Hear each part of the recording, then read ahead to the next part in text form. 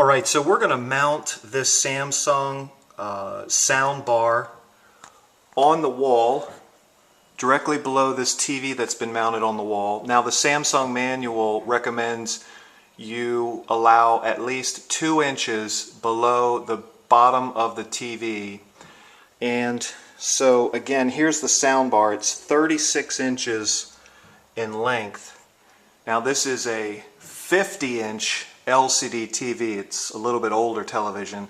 So we're going to have to find the exact center on the wall of the television. And then we're going to take this bracket that was provided as part of the soundbar kit, and we're going to use this anchoring system here to mount that bracket at the proper location, and then we're going to put the wires behind the wall. Brought to you by the website www.allabouthomeelectronics.com. Now again, you're looking at the back side of the soundbar, and the bracket, these 2 little clips slide right in there. So what I'm going to do, I measured the distance from the top of the soundbar to the center of this little knob that fits in the bracket. That's about 1 inch. And Samsung recommends 2-inch separation from the top of the soundbar to the bottom of the TV. So I'm going to put the middle of these knobs 3 inches below the television, and I've made a mark on the wall that's 3 inches below the TV, and so that mark is going to be right in the center of that notch on this bracket. Now I need to make sure I put this bracket completely centered on the TV.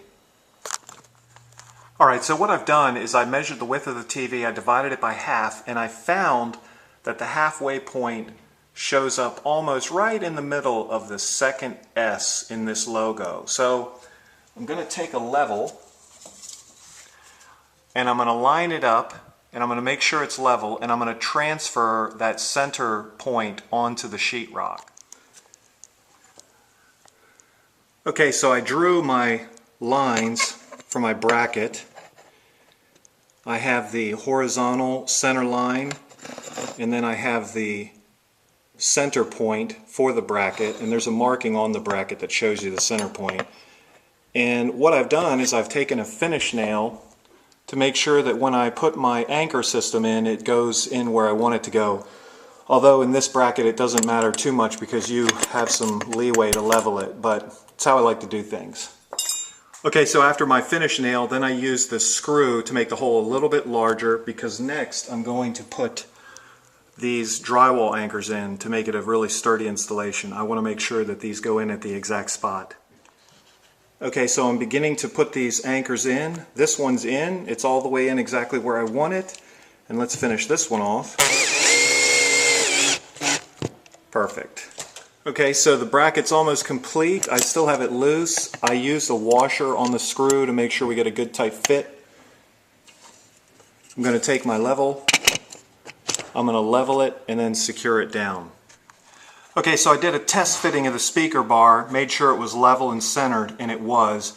And then I identified a location where I want to get the audio cables, because I'm just connecting the toslink digital audio and the RCA analog audio.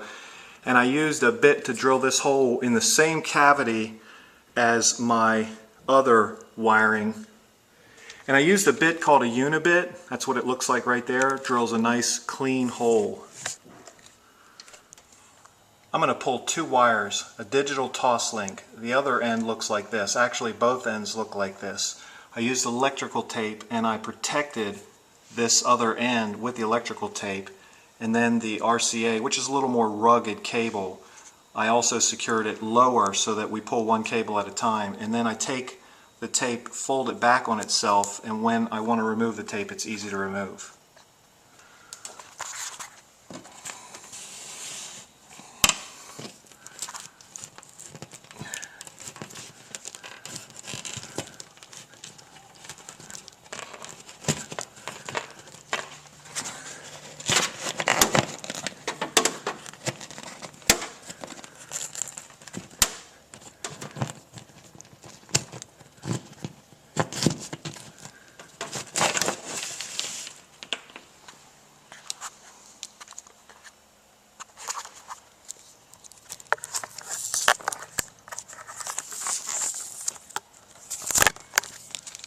So that's how quick I removed the tape.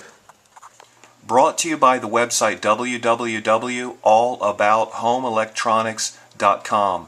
For more information on this topic or other topics pertaining to home electronics, visit the website by clicking the link located directly below this video.